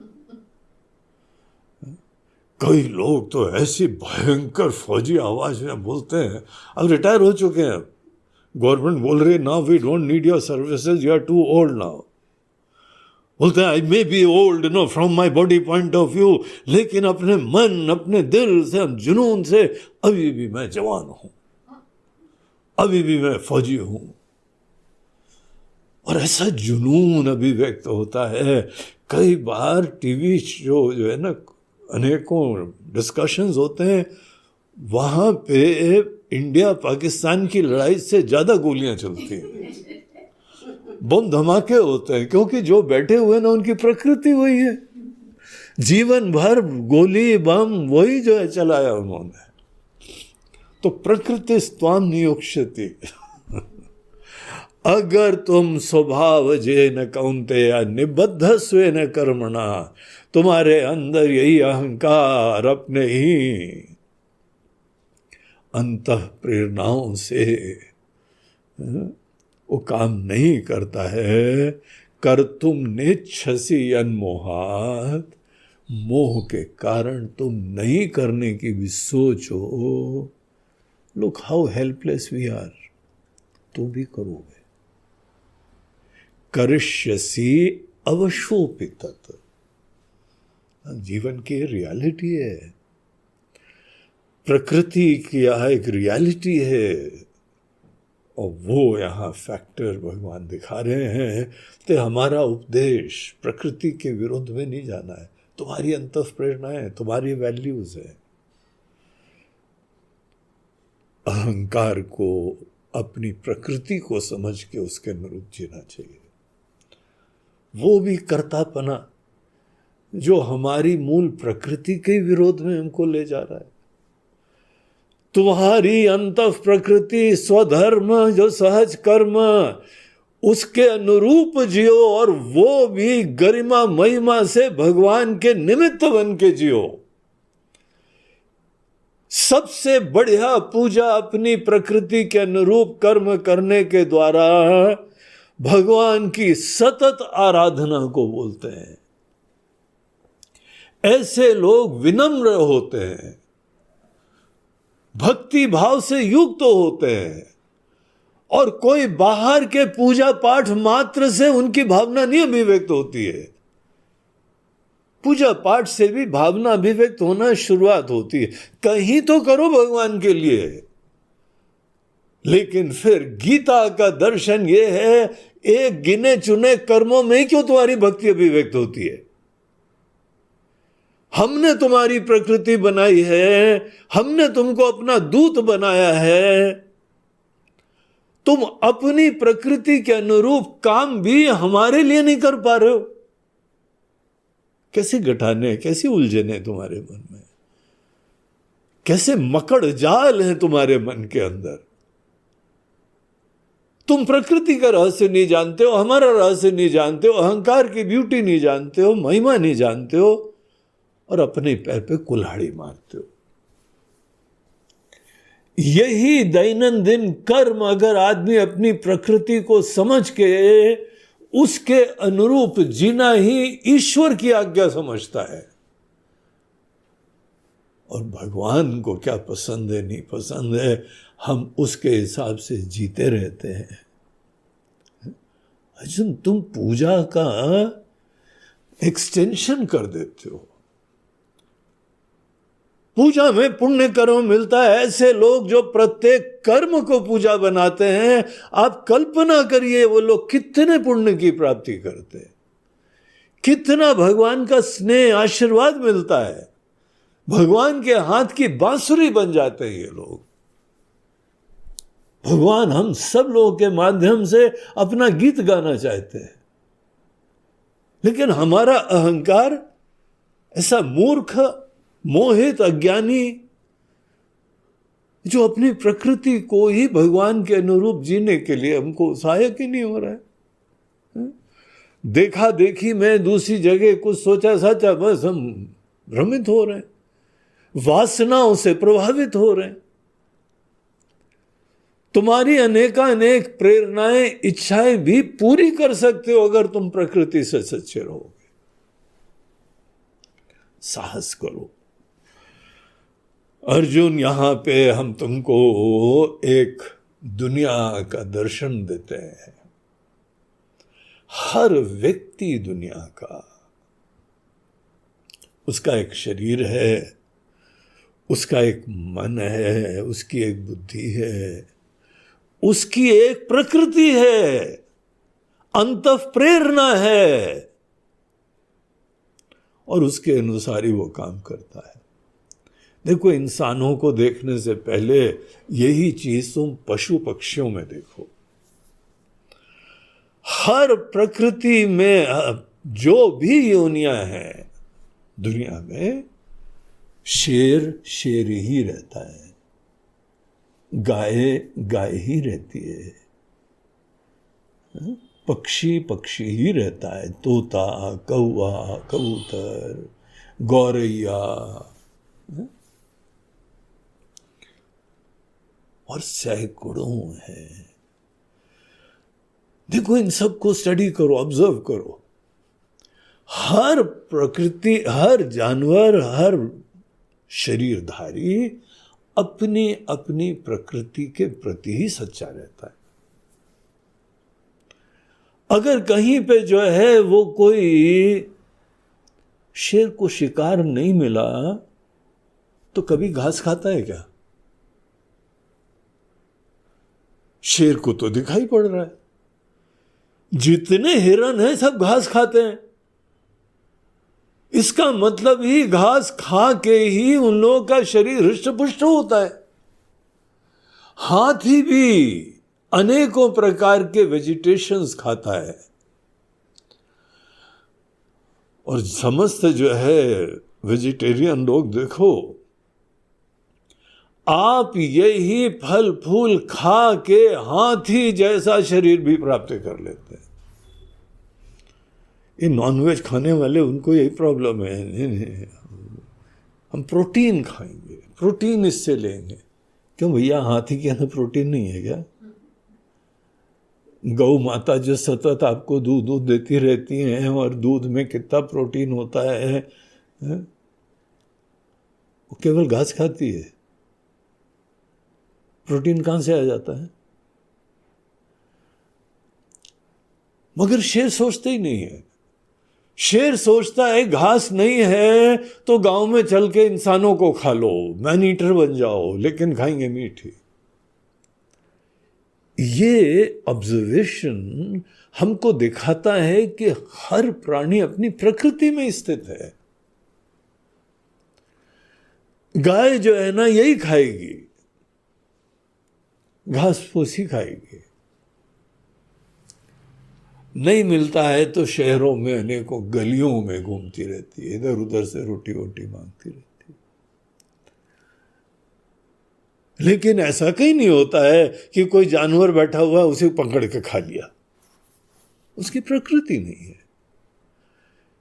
इस बात को देखो, दुनिया में जितने शरीरधारी हैं सब अपनी अपनी प्रकृति में स्थित हैं। और दुनिया भर के इंसानों को देखो, उनकी भी प्रकृति होती है, हमारी आपकी भी प्रकृति होती है। लेकिन बस मनुष्य स्वतंत्र हो गया, उसका कर्तापना जरा स्वतंत्र हो गया। जब हमारे अंदर कर्तापना थोड़ा स्वतंत्र होता है तो हमारे पास फ्रीडम होती है कि अपनी हम अंतः प्रेरणा के हिसाब से जिए या देखा देखी के हिसाब से जिए। आप अपने कन्विक्शंस, आस्थाओं से जिए या नकलची बंदर होके दूसरे के हिसाब से जीते रहो। ये स्वतंत्रता मनुष्य में है, और इस स्वतंत्रता के वजह से हम लोग अपनी प्रकृति से सच्चे नहीं हो पाते। प्रकृति के प्रति सच्चे होके जीना ही कर्मयोग का मूल सिद्धांत होता है। और उसमें ब्यूटी ये होती है कि हमारे हृदय की ये निश्चय है, प्रेरणा है, भावना है, महत्व है। ऐसे प्रकृति के अनुरूप कर्म करने मात्र में आनंद आता है, कर्मफल की चिंता ही नहीं होती। और अहंकार जब प्रकृति से विरोधी काम करता है तब उसको कर्मफल की आसक्ति की चिंता करनी पड़ती है। अर्जुन, पूरी दुनिया को देखने का एक हम तरीका बताते हैं तुमको, बहुत फेमस श्लोक है। पूरी दुनिया के अंदर समस्त शरीरधारियों के हृदय में एक ईश्वर विराजमान है, संचालक, नियंता। दुनिया को बनाने वाले, शरीर भी उन्होंने बनाया, मन भी उन्होंने बनाया, प्रकृति भी उन्होंने बनाई, और संचालन कर रहे हैं। और पूरी दुनिया संचालित अच्छी तरह हो रही है। मनुष्य का कर्तापना, इसको हमने अपने रूप में बनाया था, शायद ये ज्यादा विवेक की प्राप्ति कर लेगा। लेकिन मनुष्य के कर्तापने से इतना विनाश हो रहा है दुनिया में। आपको पता है यहां पे प्रतिदिन सैकड़ों एकड़ फॉरेस्ट, जंगल को काटा जा रहा है, खत्म होते जा रहे हैं। अनेकानेक पशु पक्षी का नामो निशान खत्म हो चुका है पृथ्वी के कारण, मनुष्य के वजह से। हमारी प्रकृति के अंदर, यहां पृथ्वी में ऊपर ओजोन लेयर होती है जो प्रोटेक्टिव लेयर होती है। यहां पे ऐसे गैसेस भी हम लोगों ने उत्पन्न करे, उसमें बहुत बड़ा छेद हो गया था। अब सुनते हैं धीमे धीमे वो ठीक हो रहा है, क्योंकि कुछ स्टेप्स लिए जा रहे हैं। समुद्र का स्तर बढ़ता जा रहा है, अनेकों छोटे छोटे द्वीप जो हैं खत्म हो रहे हैं मनुष्य के कारण। मनुष्य के कर्तापने के वजह से ही यहां पे हम लोग अपना हित नहीं, अपना विनाश कर रहे हैं। हर व्यक्ति अपनी प्रकृति को पहचान के प्रकृति को ईश्वर की खुशी के लिए समर्पित करके जी सकता है। उसके जीवन में प्रति क्षण प्रेम रहेगा, धन्यता रहेगी, स्नेह रहेगा। लेकिन जब प्रकृति के विरुद्ध जाके हमारे कर्तापने के ही वजह से हम संचालित होते हैं, असुर बन जाते हैं अर्जुन। उन्हीं को असुर बोलते हैं। देवता उसको बोलते हैं जो अपनी प्रकृति के अनुरूप जीते हैं, भगवान के सेवक बन के जीते हैं। असुर उनको बोलते हैं जो अपने ही अहंकार के हिसाब से एक तांडव करा करते हैं।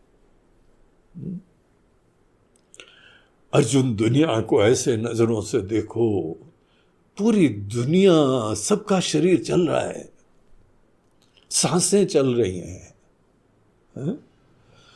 अद्भुत प्रकार का निर्माण हुआ है।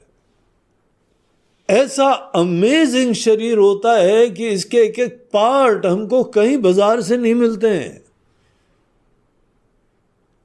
कोई ऑर्गन ट्रांसप्लांट करना हो तो किसी व्यक्ति के द्वारा ही दिया जाता है, तब चलता है। इतनी अद्भुत सी शरीर, उसके अंदर मन, एक सुपर कंप्यूटर होता है इंसान का मन। ये सब हम लोगों को मिला हुआ है और ये सब सांसें चल रही हैं, जीवन चल रहा है और अपनी अपनी प्रकृति के अनुरूप जीवन जीने की प्रेरणाएं विराजमान हो रही है। आप इस सीन को देखते हैं तो क्या सीखते हैं? भगवान कृष्ण बोल रहे हैं, अर्जुन इसको देख के, इस सिनारियो को देख के ऐसे देखो, ईश्वर सबके हृदय में विराजमान है। ये जड़ शरीर थोड़ी काम करते हैं। जड़ महाभूत अपने आप में चल रहे हैं, उठ रहे हैं, बैठ रहे हैं। किसके वजह से? क्योंकि यहां पे एक सर्वज्ञ सर्वशक्तिमान चिन्मयी सत्ता विराजमान है। समस्त शरीरें जो जड़ से, पंच महाभूतों से बने होते हैं, आज जब वो चलते हैं, फिरते हैं, बोलते हैं, खाते हैं, पीते हैं, विचार करते हैं, सेवाएं करते हैं, अपने अपने क्षेत्र में जीते रहते हैं, ये जड़ शरीर काम कर रहे हैं क्योंकि उसके अंदर एक ईश्वरीय चिन्मयी सर्वज्ञ सर्वशक्तिमान सत्ता विराजमान है। कितना सुंदर वाक्य है। ईश्वरः सर्वभूतानां। हम केवल तुम्हारी बात नहीं कर रहे हैं, इंसानों की बात नहीं कर रहे हैं। सर्वभूतानां, समस्त प्राणी, पशु पक्षी, देव असुर, सबके हृदय के अंदर हमारे ईश्वर बैठते हैं, तब उनका शरीर काम कर पाता है। अपनी अपनी प्रकृति के अनुसार उनको प्रेरणाएं मिलती हैं, प्रवृत्तियां होती हैं। इंसान के अंदर हमने एक और एडिशनल चीज डाल दी है, स्वतंत्र कर्ता का सामर्थ्य। दूसरे जितने आपसे अलग लोग हैं, सबके अंदर भी थोड़ा कर्तापना है, लेकिन वो कर्तापना इतना बड़ा नहीं है कि वो अपनी प्रकृति के विरोध में जाए। हम लोगों के अंदर विशिष्ट कर्तापना, इतना ज्यादा कर्तापना है कि हम अपनी प्रकृति और बाकी समस्त दुनिया की प्रकृति का भी संचालन उपेक्षा करके मन मर्जी कर सकते हैं। और यही आज मनुष्य मात्र के विनाश का तरीका है, कारण है ये श्लोक हमको 61वां श्लोक बहुत अच्छा लगता है। आप लोग को भी सुझाव देते हैं, याद कर लो। ईश्वर मतलब जो सबके संचालक हैं, जो चेतन है, जो सर्वज्ञ हैं, जिन्होंने दुनिया बनाई है, वो ही ब्रह्मा होके दुनिया बनाते हैं। वो ही विष्णु नाम से हम लोग उनको बुलाते हैं जब वो दुनिया को चलाते हैं।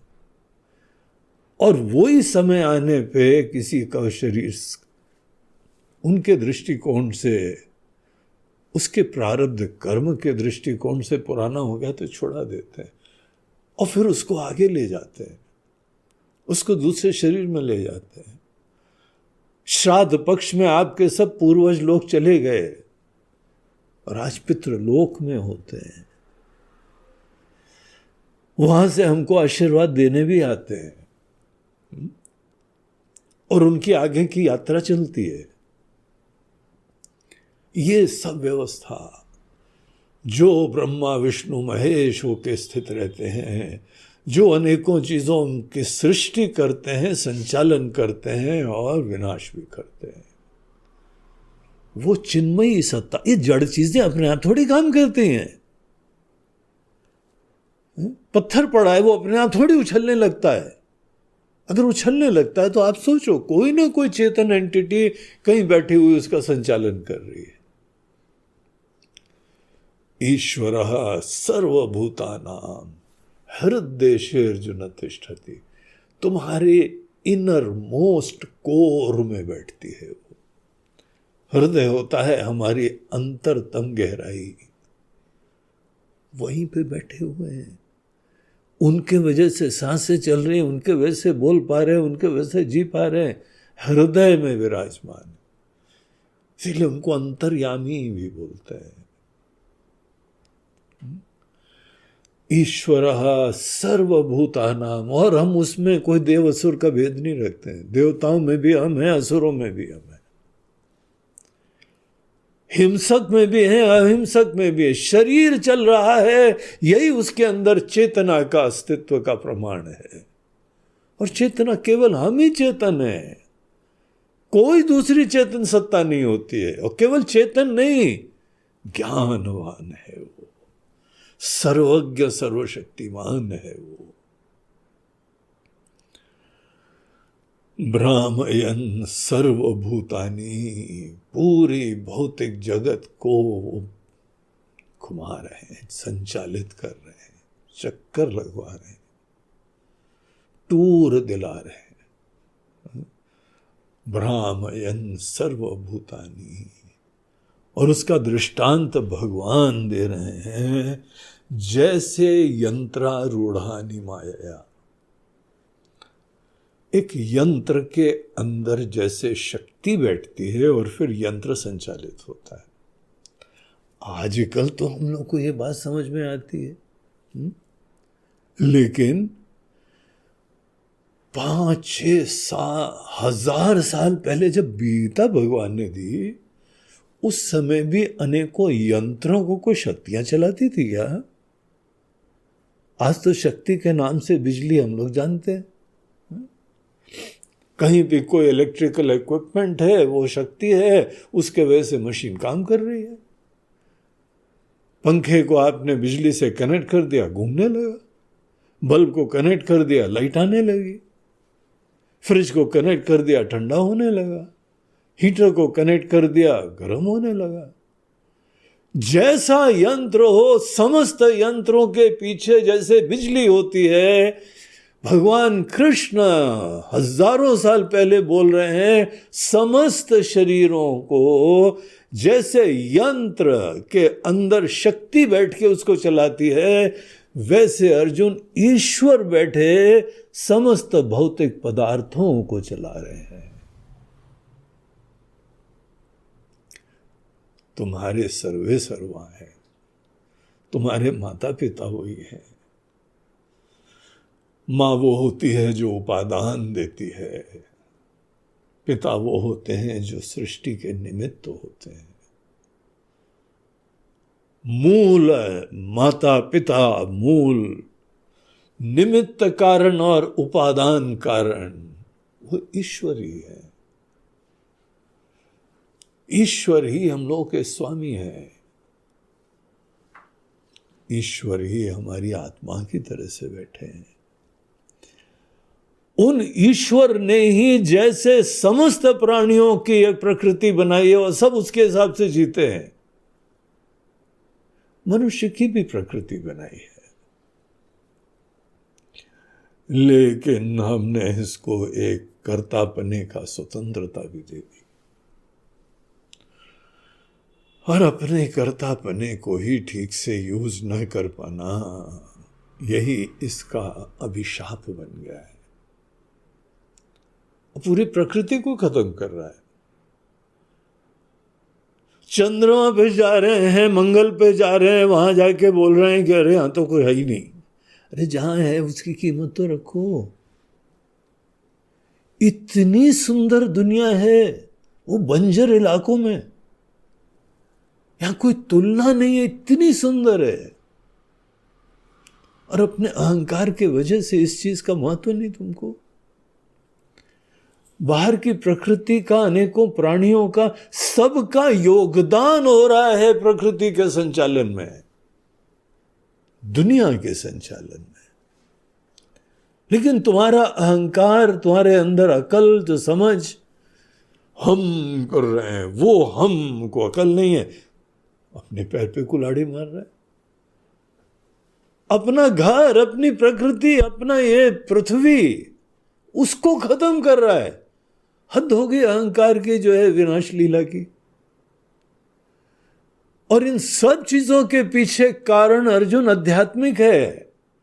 अगर हर व्यक्ति अपनी प्रकृति को पहचान के, उसको ईश्वर की आज्ञा समझ के, ईश्वर की खुशी के लिए अपने प्रकृति के अनुरूप जीने लगे, अर्जुन उसके आदमी की गाड़ी लाइन पे लग गई। मात्र इतना एक एडजस्टमेंट करना है। अर्जुन, क्या सुंदर दुनिया है। हमारे ईश्वर, गीता के स्टूडेंट के ईश्वर, सबके हृदय में, सबके अंतरतम गहराइयों में विराजमान है। हमको ईश्वर के दर्शन के लिए कोई तीर्थ में नहीं जाना है। हमको ईश्वर के दर्शन के लिए मंदिर में ही भगवान मिलते हैं। ये तो वो अंधे लोग जानते हैं जो भगवान के इन उपदेशों को समझते ही नहीं है। चारों तरफ एक रूप दे दिया, मूर्ति दे दी, और मानवीय रूप, ये तो जैसे मानो सबका विनाश का कारण बन गया। उनका कर्तापना बस यही अटक गया जाके, और बड़े भावुक समझते हैं अपने आप को, भक्ति वाले समझते हैं, उसी रूप में हम सदैव देखते रहते हैं। इधर बुद्धिमान बनो, भगवान की गीता को पढ़ो। हमारे भगवान सबके शरीर में है, हमारे हृदय में भी है, आपके भी हृदय में है, सबके हृदय में है। सनातन धर्म, वैदिक दर्शन वाले लोग दुनिया को ऐसे देखते हैं। अर्जुन, ये जो ईश्वर हमारे हृदय में है, एक न एक दिन तो जानो उनको, उनमें जगो। उसके लिए पहले हमको अपनी प्रकृति के अनुरूप जीना होता है, और अपनी प्रकृति को उन्हीं की सेवा के लिए समर्पित कर। प्रेरणा उन्होंने दी, व्यवस्था उन्होंने दी, परिवेश उन्होंने दिया, परिस्थिति उन्होंने दी। कितना जीना है ये भी उन्हीं की आज्ञा, इच्छा है। तो क्यों ना उनके हिसाब से जिया जाए। इसीलिए ये यहाँ पे 62वें श्लोक में इस प्रसंग को समाप्त करते हुए भगवान कहते हैं, तमेव शरणं गच्छ सर्वभावेन भारत। हे भारत, उस ईश्वर की ही शरण में जाओ। वो चिन्मयी सत्ता, वो संचालक, वो नियंता, वो हमारे स्वामी, इस जड़ शरीर को जो चला रहे हैं उसके शरण में जाओ। ये हम लोगों ने पढ़ लिया था, 62 तक का चैंटिंग करी थी हम लोगों ने। उसी का ये लास्ट श्लोक बता रहे हैं। भगवान कहते हैं कि अर्जुन, उस ईश्वर, ये उस ईश्वर को बताना आवश्यक है, क्योंकि ईश्वर शब्द के बारे में ही तो भ्रम है। ईश्वर को मानते हो लेकिन केवल उनको जो है एक ही जगह ही संकुचित कर देते हो, एक ही रूप में संकुचित कर देते हो, तो वो ईश्वर की बात हम नहीं कर रहे। ईश्वर हमने जो बताया है, जो तुम्हारे हृदय में बैठा हुआ है, तुम्हारे शरीर को चला रहा है, तुमको प्रकृति रूपी स्क्रिप्ट दे हुई है उसके अनुरूप जीने के लिए, वो ईश्वर पूरे भाव से, सर्वभावेन भारत, ज्ञान और भावना उसके प्रति रखो। तत्प्रसादात पराम शांतिम, उसकी ही कृपा से इसी मनुष्य के जीवन में परम शांति तुमको मिलेगी। इधर उधर भटकना बंद करो। शांति के लिए पहाड़ों में जाते हो, एकांत में जाते हो, बांगड़ू, हम बांगड़ू ही हैं। जो अज्ञानी जो मोहित होता है उसी के लिए ये लोकल शब्द यूज होता है, पिक्चरों में यूज होता था। हे बांगड़ू, हे मोहित, इस प्रकार से जो हम बता रहे हैं, ऐसे तुम्हारा अहंकार ईश्वर के लिए समर्पित होना चाहिए और मात्र तुम्हारी प्रकृति के अनुरूप काम करने से ही वो तुम साधना करो। पराम शांतिम मत प्रसादात प्राप्स्यसि, मत प्रसादात शाश्वतम स्थानम अपि प्राप्स्यसि। हमारी ही कृपा से, ये कार्य करने के वजह से तुमको जीवन में परम महिमा वाला एक अवस्था, एक स्थान, वो भी तुमको इस ही आर्ट ऑफ लिविंग से तुमको प्राप्त होगा। तो इस तरीके से 62 श्लोक तक भगवान ने उपदेश समाप्त कर दिया। आज हम लोग 22वें दिन पे हैं और उपदेश समाप्त हो गया। अब आगे के श्लोक कुछ इसका समराइजेशन है, इसकी स्तुति है, कुछ गुरु शिष्य का और संवाद है, जो भी बहुत इंटरेस्टिंग, महत्वपूर्ण है। उसको हम लोग कल अपने सेशन में लेंगे। नमः पार्वती पतये हर हर महादेव, नर्मदे हर, बोलो गंगा मैया की जय। आज का ये प्रवचन जो कि हमने जैसे बताया, श्राद्धिक पक्ष की आज द्वादशी तिथि है। आज 3 यजमान लोग हैं जो कि इस ज्ञान यज्ञ में आहुति दे रहे हैं। वैसे तो आप सभी लोग ज्ञान यज्ञ में आहुति दे रहे हैं।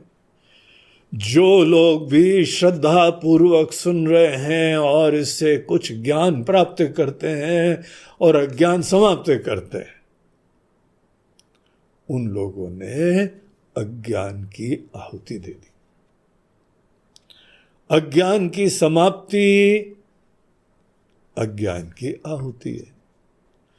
मोह की नासमझी की, भ्रम की समाप्ति मोह की आहुति है। तो आप सब जो भी श्रोता हैं, जहां पर भी हैं, जिस देश में, जिस काल में, ये प्रवचनों को बहुत दूर दूर सुना जा रहा है। आप सब लोग आहुति दे रहे हैं भगवान के ज्ञान रूपी इस ज्वाला में, ज्ञान के प्रकाश में। आपके भ्रम, आपके मोह खत्म होते जा रहे हैं। तो यद्यपि आप सब आहुति दे रहे हैं, लेकिन हमारे कुछ मुख्य यजमान होते हैं। मुख्य यजमान वो होते हैं जो लोग यहाँ पे आके कुछ विशेष योगदान सेवा भी देते हैं और उन लोगों का ही नाम लिया जाता है और विशेष हम ईश्वर से प्रार्थना करते हैं उनके लिए आशीर्वाद के लिए। तो इस प्रक्रिया में पहले आज जो मुख्य यजमान हैं वो मुंबई के अविनाश दत्ता जी, इन्होंने दिन पहले भी दिया था, अपने पिताजी के श्राद्ध के समय दिया था। आज उनकी माताजी, स्वर्गीय माताजी करुणावती दत्ता, उनका श्राद्ध का दिन है आज।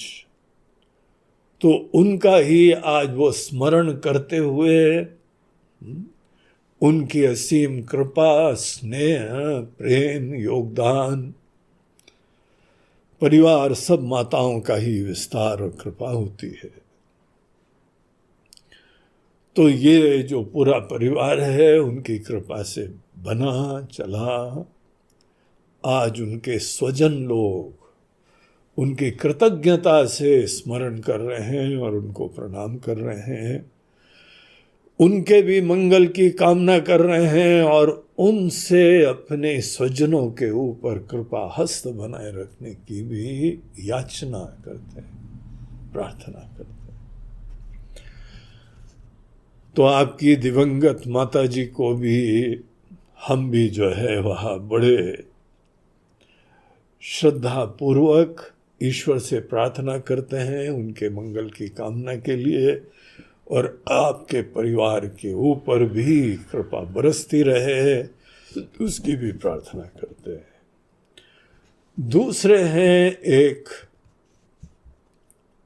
अहमदाबाद के पास एक कलोल नामक स्थान है, वहाँ के रहवासी डॉक्टर विनायक ओझा। तो विनायक जी जो हैं वो अपने दादाजी, ग्रैंडफादर गंगाराम ओझा, आज उनके श्राद्ध के पर्व पे, देखिए हम लोगों के 3 जनरेशन्स का हमको याद होना चाहिए, आपके पेरेंट्स, उनके पेरेंट्स और उनके पेरेंट्स।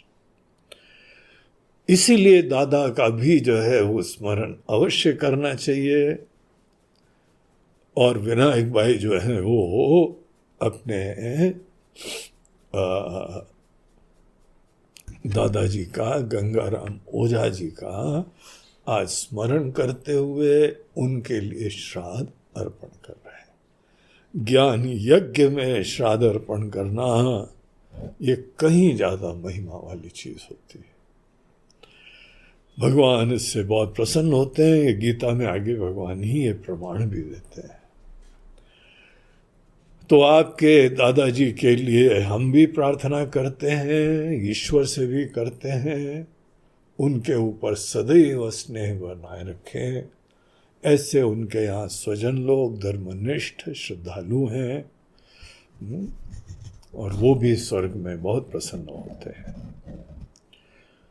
तो ये दूसरे थे। तीसरे हैं इंदौर शहर के एक सुनील अग्रवाल जी हैं, हमारे पुराने परिचित हैं और यहीं पे व्यापार करते हैं, सेवाएं देते हैं किसी क्षेत्र में। उनकी धर्मपत्नी संगीता अग्रवाल, कोविड के समय उनका जो है देहांत हो गया था। बहुत ही उत्साही, बड़ी श्रद्धालु, बड़ी कर्मठ, परिवार को जो है यहाँ तक लाने वाली हुई थी संगीता। संगीता हमारी शिष्य भी थी। तो संगीता के आज जो है वो श्राद्ध का दिन है और पूरा परिवार उनके लिए प्रार्थना करता है, उनको मिस कर रहा है, उनका सदैव आशीर्वाद का आह्वान करता है और ईश्वर से उनके मंगल की कामना करता है। तो आपके पूरे परिवार को और दिवंगत स्वर्गीय संगीता को हमारा बहुत बहुत आशीर्वाद, हमारी सबके लिए शुभकामनाएं। हरि ओम तत्सत।